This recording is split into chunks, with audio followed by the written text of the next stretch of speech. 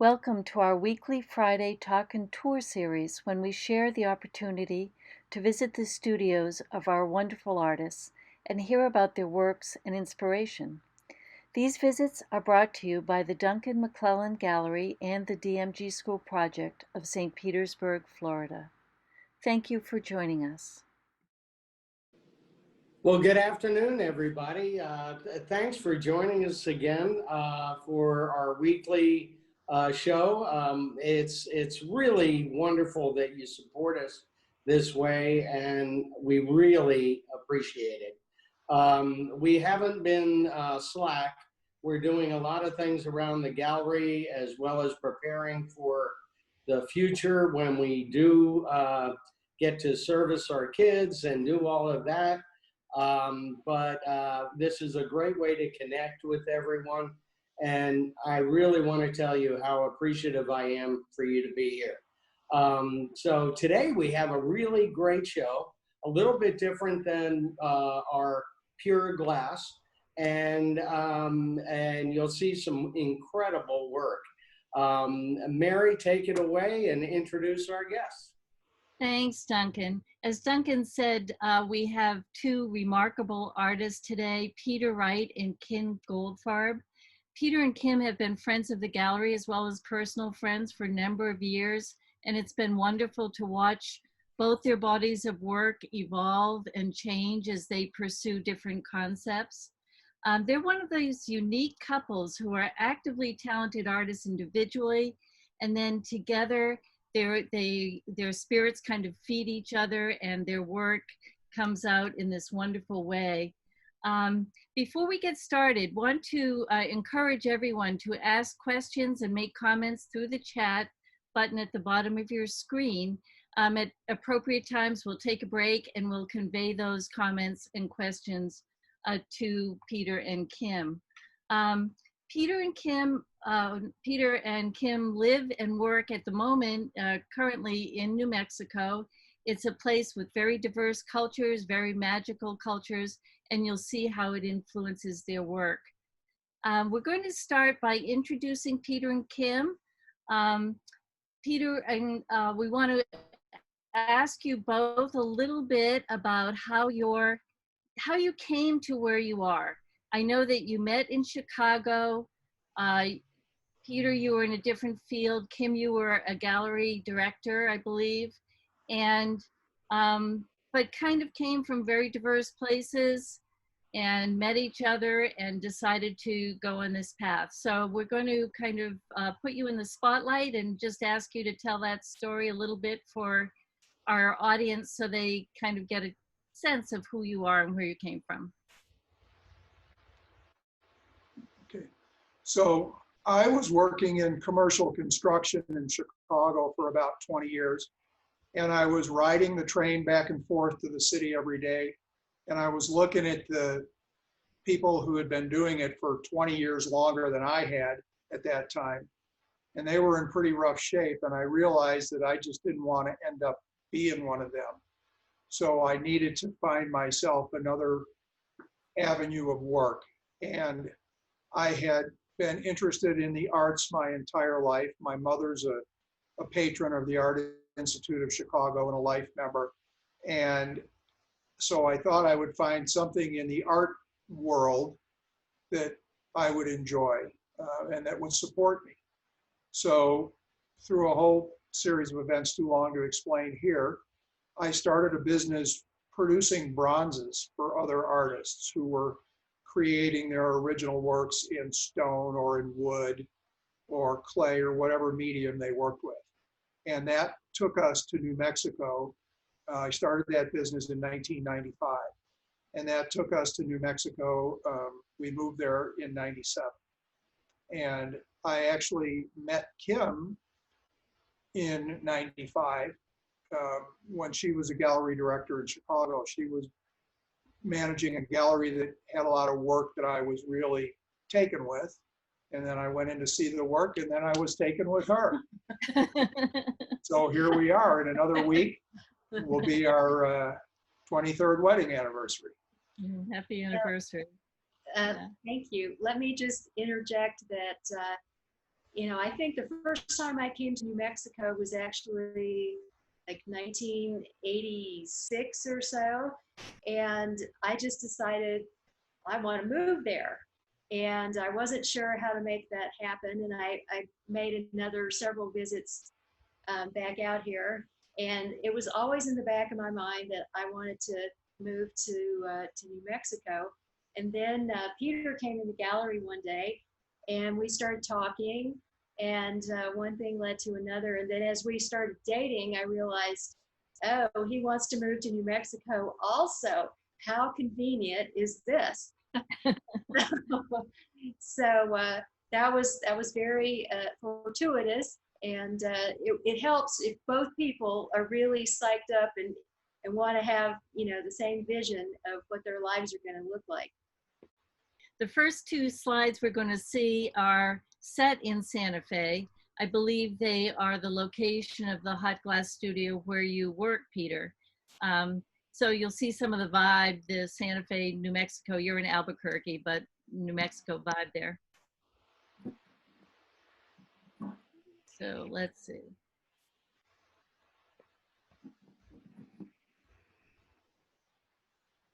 All right, so Peter, tell us about Jackalope. So Jackalope is sort of a Southwestern Spanish feeling world market, Pier 1 kind of place. And they have a public glass blowing studio there called Prairie Dog Glass. And I rent that studio as I need it. I rent it usually one day a week, and I use local assistants to help me do what I need to do. But you also travel around and work in other hot shops, and here you are, I believe, in our hot shop. We've got the DMG School Project. You were a resident, and we gave you an exhibit in 2015, I believe. I think my first exhibit, Kim and I exhibited in 2013. Oh. And in fact, the first exhibit I was in 2011 in the Distant Visions show. That's right. Oh, that's right. I was awesome. in both of those in 2011 and 2012. Wow. So these pictures are actually taken in Prairie Dog's hot shop, but I'm still sporting my DMG gear. Oh, okay. And this was in 2013, I think. 13. Okay. Maybe 2012 in your space. So one of the artists that I produce bronzes with is an artist by the name of Liz Wolf. And here she is in her studio with a clay that we made into a bronze. And that should be next. So Peter, when someone like Liz comes to you, does she have a drawing? Does she just have an idea? How does that process happen? So it's different for every artist I work with, but with Liz, she was referred to me by a gallery that I was already working with, and I went and looked at her work and really liked what she was doing. So I approached her and said, hey, let's make some bronzes together, and what do you want to make? And so it was pretty simple. And that was 20 years ago, and we're still going at it now. Wow. So here she is in the wax room at the foundry, putting some real antlers onto a clay sculpture that we ended up reproducing in bronze. And here he is in the garden in Santa Fe on Canyon Road. And here's another one of her pieces over in the Pinnacle Peak area of North Scottsdale on the edge of an infinity edge pool. Another fellow that I work with is named Hib Sabin, and he's a wood carver. He's in his mid-80s now, but we've been also working together for about 20 years. And this is a case of he came to me originally, heard what I was doing and wanted to talk about doing some things together. So we started working together about 20 years ago, and I take his wood carvings and make molds off of them and then reproduce them as bronzes. Here's a wood carving of a spirit canoe. I get them before they're painted, and then we reproduce them in bronze. And here's the bronze of the same piece. Now, Peter, you mentioned that most of the people you work with, you've worked with for at least 20 years. Seems like it. Yeah. I mean, it doesn't seem like it, but it's been that long. I've worked with other people over the years, but the people I'm choosing to show you today are the people that I have my best connections with and that I've worked with the longest. So here's, again, these were all wood carvings originally. This is the bronze. And it's about 2 feet tall. So here's a wood carving. These are the way I get the pieces in this condition when I make the molds off of them. And then we give them back, and this is the painted version of the piece. Now, Peter, do you ever have any design input? Do you say to someone like Hib, you know, I think it would work better if it looked a different way, or do you just let them have artistic license completely? Well, it's mostly let them have artistic license. The only time I might say something is when I'm thinking about our technical process. This figure on the left in this piece here called the dance, I asked him not to attach the hands, for example, until after we were done molding them. It would have been much harder to mold them if everything was one piece.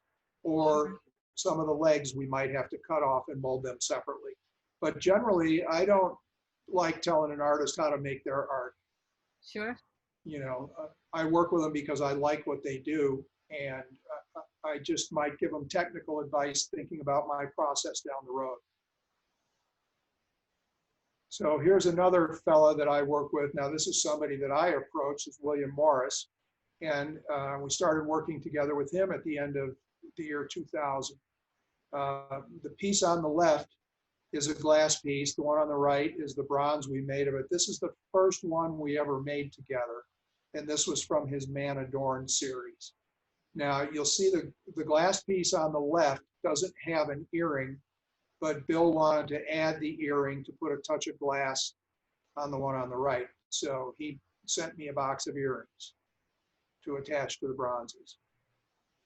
So you approached Bill. Oh, I'm sorry.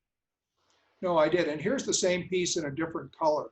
One of the things that he was real clear about when we started is that he wanted me to have fun with this, and everything didn't have to look identical. He said, make them different colors, you know, do whatever you want, but enjoy it. So, wow. So yes, I did approach him. And here's another, this is a piece from his personal collection that is just not for sale. And then here it is in a couple of different finishes. Same piece, just different finishes. So that's some of the liberty that he gave us. Here is this piece, when I first met with him, this piece was on his kitchen island. And I made a comment about how much fun I thought my mold maker would have with all these horns. And we both had a laugh about that and then moved on in our conversation. And then about 2 weeks later, that piece just showed up at my house. Wow. And I thought, oh, good. Let's see how badly we can scare the mold maker. And here's the bronze that we made from it. And then I liked this piece so much, I wanted to see it big. So here it is big.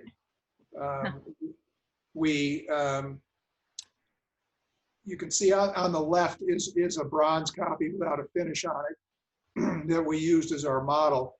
And we freehand enlarged it in clay. And then this picture was taken the first day that Bill saw the enlargement. You know, we took it about 90% of the way, and then he flew in from Hawaii to work with us in Santa Fe to work on this. And then he hung around and we finished it. And so when you said freehand, there wasn't like digitally graphed out? No, it was freehand. The board that it's sitting on, the clay, has a grid on it that's A, B, C, D one way and 1, 2, 3, 4 the other way. And then it's all crossed like a checkerboard. So you can refer to a point. The squares on this big grid are 4 3/4 inches. And then in the shot where you saw the little bronze, it's on a similar grid, but they're 1-inch squares. So we decided to do a 4 3/4 enlargement. So we went, if you wanted to go to like point A6, you could go to both and reference back from one to the other. But other than that, everything was done freehand. Wow. And here it is in his new home in Boca. The collector who has this has it outside his breakfast nook so he can watch it every day when he's having his breakfast. And that was actually at SOFA, correct? At a SOFA Yeah. Chicago. Can you just go back for a sec, Danielle, to that slide? Yeah. So Yep. that was SOFA Chicago in, what year was that? Oh, 2015, maybe 14, 15, 16, somewhere in there. And we sold him in the first hour of the show, which was a real thrill. And it made the rest of the show a lot more relaxing, knowing that we covered our expenses as soon as they opened the door. It was the talk of the show. Yeah. How much does he weigh, Marion asks? About 675 pounds. He's hollow. And that is the foundry proof for this little stag right here. When we do an edition, a lot of times we will create a foundry proof to have as a reference piece. And then we do a numbered edition. This was a numbered edition of 15, and they're all sold. They sold out at least 10 years ago. And this is the foundry proof from that edition. So you won't make any more. This No, is once, the proof. once the edition is all cast, the molds are destroyed. So now we're moving into my work. And the things that interest me are mostly early ancient arts, primitive arts, pre-technology arts. And I like tools and vessels and artifacts. And this particular piece is a tool used by the Inuit people. And they started making these probably 4,500 years ago. It's called an ulu, and it's made from slate, and it's napped much like an arrowhead. And it's a sort of an all-purpose tool. They might skin an animal with it. They might cut their hair with it. They might cut hides with it. But it's a tool that's passed down through the family, through the generations. And they believe that the spirit of the ancestors is embodied in these and accumulates as it's passed through time.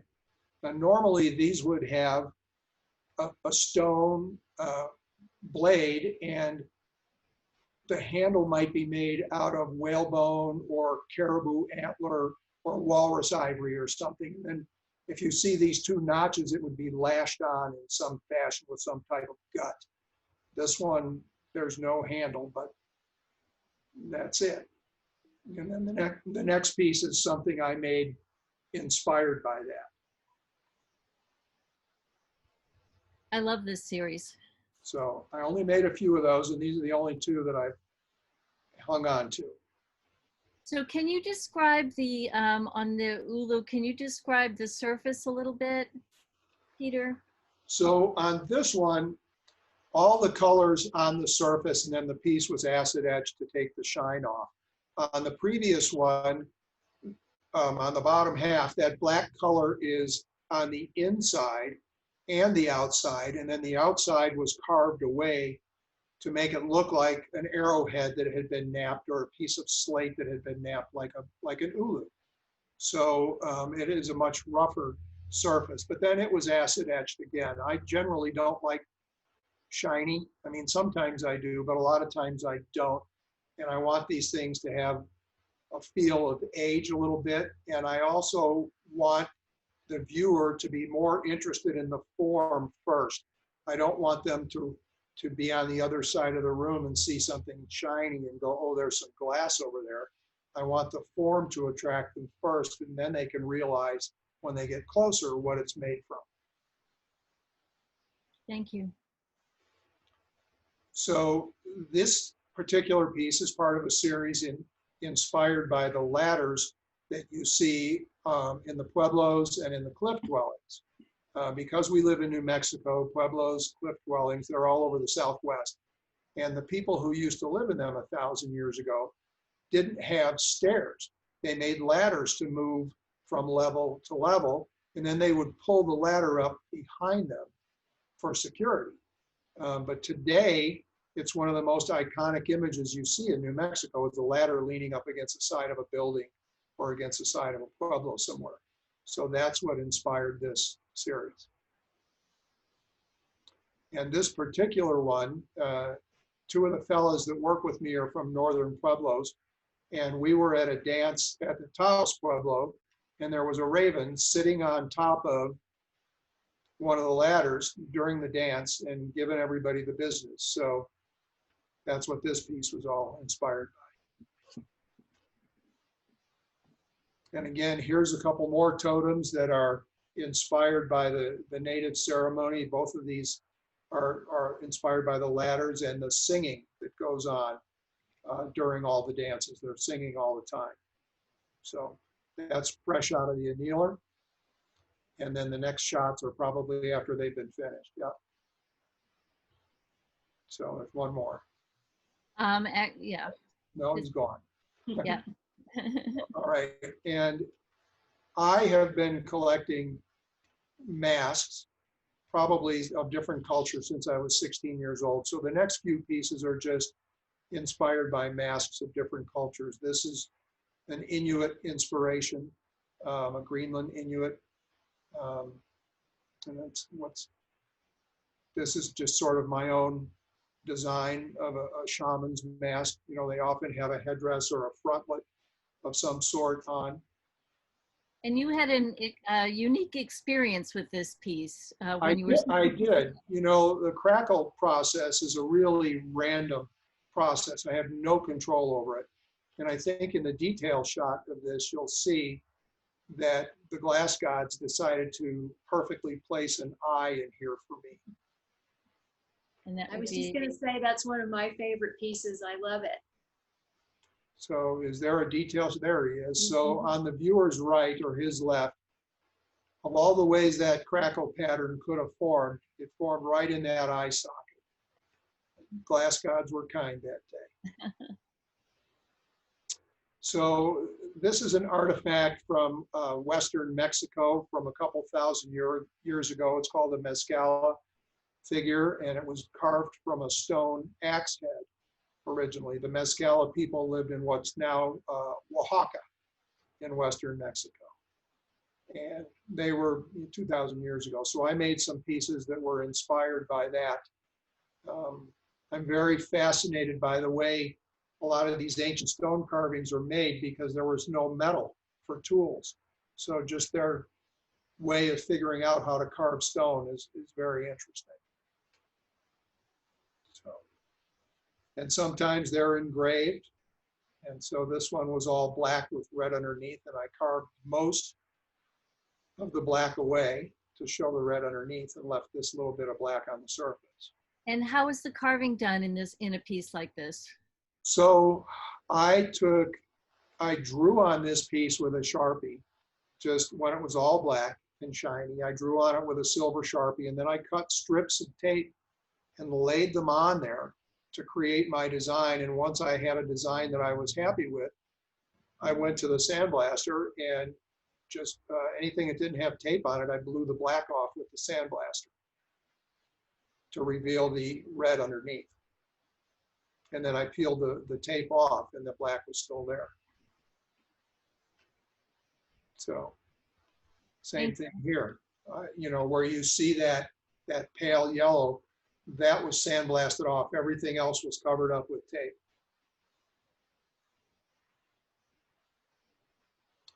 So another interest of mine is the natural world. And this is a pitcher plant that you find in tropical rainforests.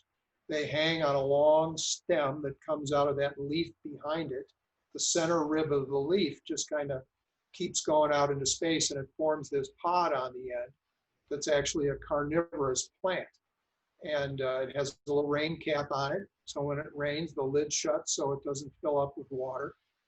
And it's interesting when you see a whole cluster of them and the wind is blowing a little bit or the rain is hitting them a little bit. They're all bobbing and weaving like they're having some kind of a little meeting, a little Zoom conference. So they were the inspiration for a series that I did of pieces based on them.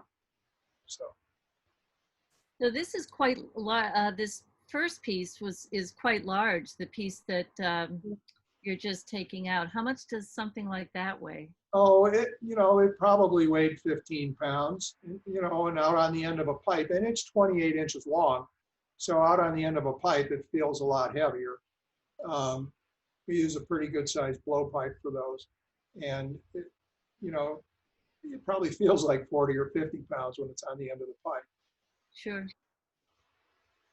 And here's a whole group of them. I like to see them in nature in groups, and I like to see them as an installation in groups again. So again, there's a little tiny one in the front that's about 19 inches, and then there's the big one in the back. So a little range of sizes. And these are right behind Irene, I think. Well, two of them are at Creative Pinellas in the Glass in the Gallery show in Largo, Florida. But one of them is behind Irene. That's correct. Yeah. So this is the view from our kitchen window. We live right next to Albuquerque in the village of Los Ranchos. This, I zoomed in a little bit, but this was maybe 60 to 70 feet from the kitchen window to these creatures. And they're there most of the summer. And so they inspired a series that I made that I call Fetishes. And here's one right here. There's sort of a mixture between the Zuni fetishes from the Zuni Pueblo and that view from my kitchen window. And then I like the bird form so much, I made a couple of just of the birds. And these are about 17 or 18 inches long, each bird. Very playful. Yeah, very, very simple pieces. So another interest of mine is texture. And this is the first piece where I ever experimented with Batuto. So I blew the vessel and then I masked it off, and the area that you see that's carved now, I just drew on that, and I sent it up to Lino Tagliapietro's cold worker and with some notes, and then he carved it for me and sent it back. And as I said, this is the first one we ever did.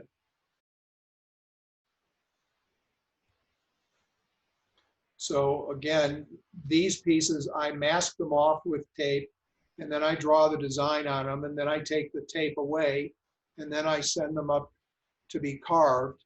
And wherever there's no tape, that's where they carve. And I make some sketches, and I maybe take a few pictures and write a few notes and send them up.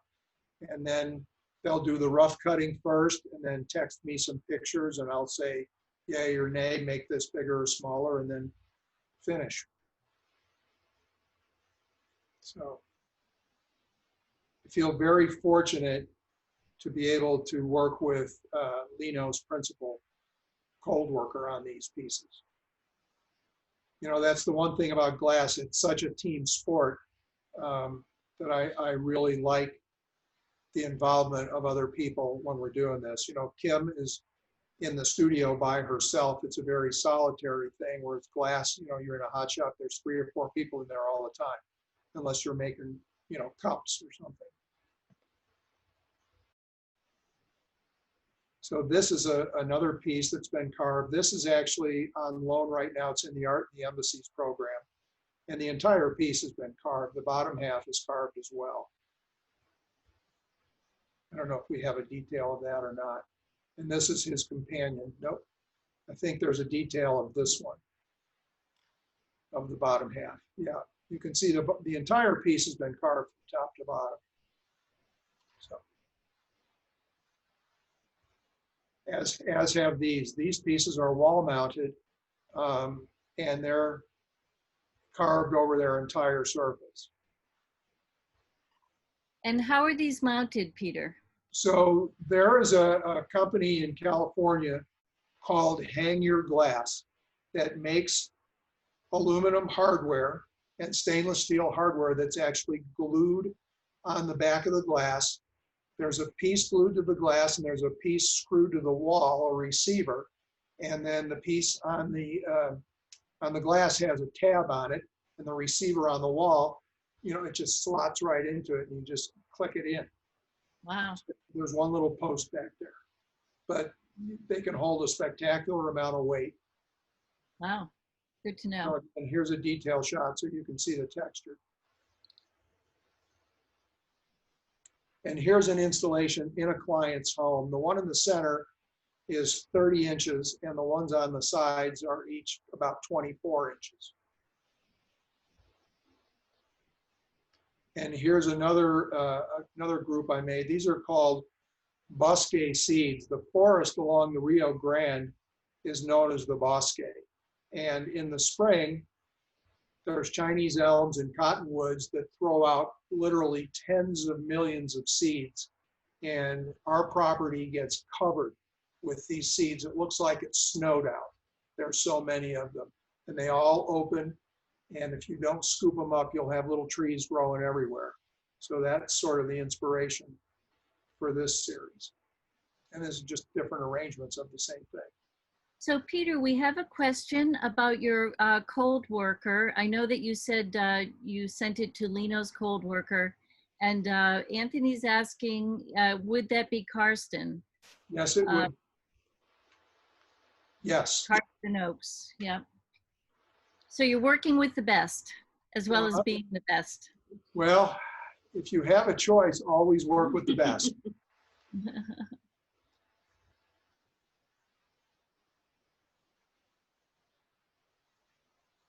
So again, these are just different possible arrangements. They can be arranged all different kinds of ways. So here's in one of my animal spirit jars. I think over the years, this is the series I've probably made the most of. I do this with Hib Sabin. I create the glass piece first, and I make a wood stopper, and then I give it to him, and I tell him what kind of figure I want him to carve, and then he carves it in his style. You may remember earlier in the presentation, I showed a picture of some bronzes that I've made with him so you can recognize his style. And then he carves it in his style. He paints the stopper and he paints the head or the bird, whatever we end up putting on top. And what is your, oh, go ahead. These are just based on ancient ceremonial vessels. Again, pre-technology, people were making things from clay and from wood, and they were making utilitarian vessels for everyday use. They were making ceremonial vessels, and the ceremonial ones had some level of importance, and they were ornamenting them in some way. And one way they did it was with the really fancy stoppers. So that's kind of the inspiration for these pieces. And this is one of your newest works, right? One of your newest works. This is brand new. This is brand new. It was just photographed the other day. This one and the hawk that follows it are brand new. Here's the hawk. So again, Hib carved the hawk. I made the stopper. Karsten carved the neck on the bottle. And these are all my design choices, but other people helped me execute them. Beautiful combinations. Well, thank you. So Suzanne is asking if you could explain the surface crazing process, and on the next slide we'll see a close-up of that, I believe, right here. So the crackle finish, is that what we're talking about again? So, yes. Yeah. So, early on at the very beginning of this presentation, there was a picture of me in my proud DMG t-shirt, and I was stuffing a piece of hot glass in a bowl of powder. and that piece had been crackled. I get this piece as hot as I can get it without it falling off the blowpipe. And then I stick it in a bucket of water, and that just for a second, but that freezes the skin, but the inside is still hot. And then I blow into it, the inside expands, the outside is not hot enough to expand, so it crackles open. And then I stuff it in that bowl of powder and turn it around, and the powdered color goes into all those cracks. And then I take it and wipe off the surface with a damp rag, and the water takes off the powder on the part that's cold, but the powder stays in the cracks. And then I put it back in the glory hole and heat it back up again, and those cracks close up and hold that powder in place. So it is by chance, though. You don't. Yeah, it cracks however it wants to crack. You know, I make it crack, but I can't control where. Thank you.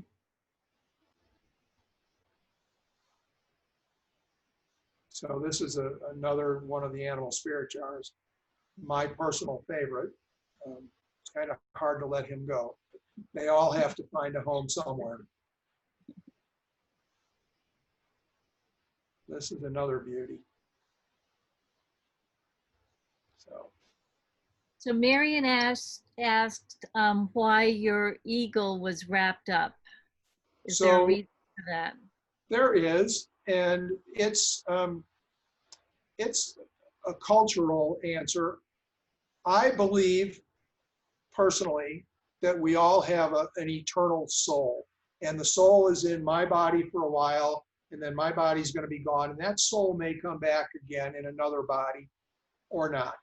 But that piece sort of represents the eternity of the soul to me. The body is fleeting, but that binding is holding them together.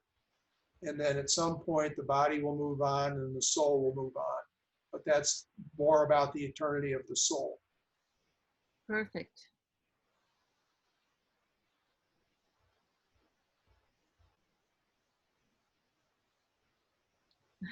Thank you, Peter. Those are beautiful pieces, and we know that you know, you're just going to continue to make wonderful, wonderful work. All of those pieces that dimensions and prices are available, and you'll receive an email with a list of those. But also, if you have any technical questions, any questions about process, please feel free to ask us now and after the presentation also. Continue the dialogue. Thank you, Peter. Thank you. I know it's kind of, it's not the end of the conversation. The conversation will always go on, but unfortunately, because of time, we have to introduce Kim. We have a question from Susan, who's asking, when you say real women, what do you mean? Because you don't use models. So. No, I don't use models. I use myself. I have a big mirror in the studio, and I look at myself if I need reference to a pose. And I also have books for artists that have models that are in various poses. So when I'm saying real women, they don't start out as anything with real form to them, but they develop the form and their personality as I work on them. And sometimes, you know, in the evenings when I return to my studio and I go in and I turn the lights on and I look at them, it's like, oh, somebody's here. So to me, they just give off the vibe of having a soul and being a person. And you had said they exist in an emotional place. You know, they exist not necessarily just in our physical space, which goes back to Peter's eagle that's wrapped, you know, and the spirit that's held within that body. So in a more technical question, Peter, we have a question. How do you, when you're blowing a piece like the snowy owl behind you, how do you get the circle in the glass? So if you can imagine a big lollipop, because that's what it looks like on the end of a blowpipe. And whenever we start blowing, it's always a round form. It's always a ball. and it just keeps getting bigger. Well, I take these cork paddles and squish it on both sides to flatten it out so it's more like a lollipop. And then I get the center of that lollipop area hot on both sides directly opposite each other. And I pinch them together so that the two sides touch. And then I stick something sharp through there to make a little hole in there because I can't let the air out. So I have to make those two sides touch. And then I just keep working with a bigger and bigger tool. And my final tool that I use to ream that hole out is actually a fence post. Really? Yeah, I got a section of fence post at the hardware store, and I cut it down to about 2 feet long and sharpened it like a pencil. And it's 4 inches in diameter. And I start with a drill bit, and just drill a hole through there. And then once I've got the hole through there, I use tweezers and jacks and whatever tools I have to keep making the hole bigger and bigger. And I, keep reheating it because it's got to get super hot in there so that it'll stretch and not tear and open. And then ultimately I go through there with a fence post and ream it out. Well, that's a secret we're gonna have to somehow guard now that it's, you've spoken about it, but we're gonna have to shut that down. So that's wonderful. Does anyone else have questions or comments? Duncan, I know that you've enjoyed, working with Peter and Kim and. Very much so. I was fascinated by the bronzes. Can you explain some of the patina processes and what goes on in creating those magnificent colors? So we have 2 very different processes. We have a hot process and a cold process. And there was a picture of 2 William Morris pieces side by side. One was green, one was brown, and the green one was done cold. We create a big container that we stuff with sawdust and soak all that sawdust in different chemicals. And then we stick the raw bronze in there and just bury it and leave it sealed up in there for a couple days. And the different chemicals that we select can create different colors. As far as a hot patina, again, we have different chemicals that create different colors. So our patineur has the raw bronze. He's got a torch in one hand, and then he's got the color in the other hand, and he may be using an airbrush. He may be using a squirt bottle, a paintbrush. There's all different types of application techniques depending on what effect he's trying to create. If he's trying to create a smooth color, he might use an airbrush. If he's trying to create something that looks sort of cobwebby, he might use a spray bottle, or he might stipple with the end of a brush.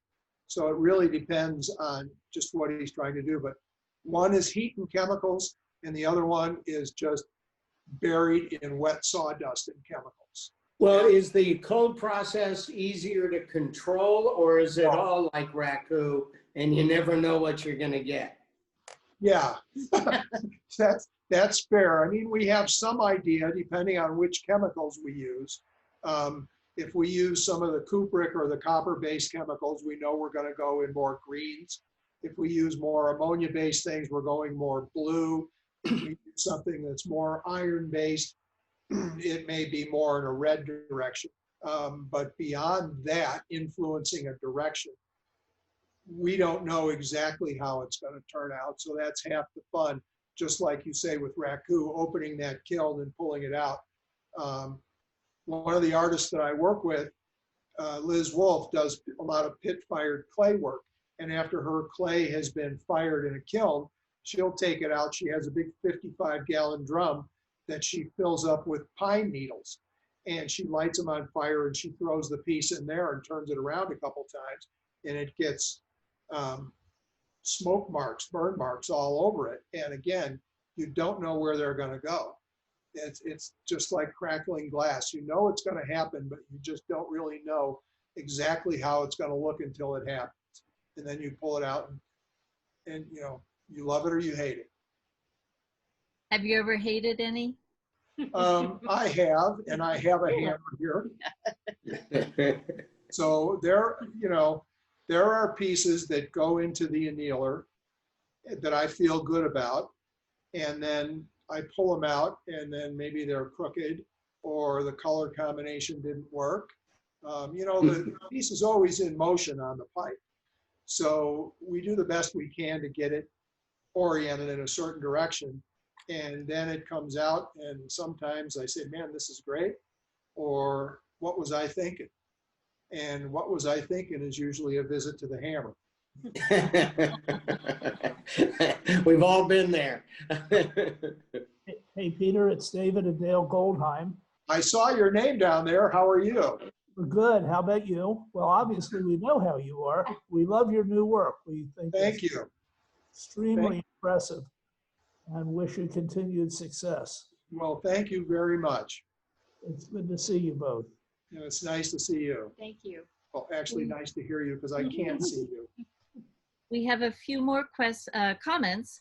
Darlene says that, Kim, your paintings would make wonderful glass sculptures, and you'll have to work on that with Peter. And Jason says that your technique, Peter, seems so non-traditional, and it makes it even more impressive. Actually, both your works. So, you're not sticking to just the traditional technique, but you're exploring with it. So that's really awesome. Yeah. So Bill Morris said to me a long time ago that there's really nothing that you can't make out of glass. You just have to figure out how to do it, because there really aren't any instructions. There's no book that says if you want to make a representation of the cow in the pasture next to your kitchen, you go to page 12 and first you do this and first you do that. You have to figure out how to do it, and everybody approaches it differently. I've been in situations where I've seen the same artist make something that at the end looks the same, but the way they get there is totally different. Totally. So Absolutely. everybody has to figure it out for themselves. I think that's what I like about it so much. It's a constant puzzle. Right. And you show the variation of your works behind you, and the circle of life painting, I think, is a perfect comment on your careers and your lives separately and together. And so thank you very much. Yeah. Thank you.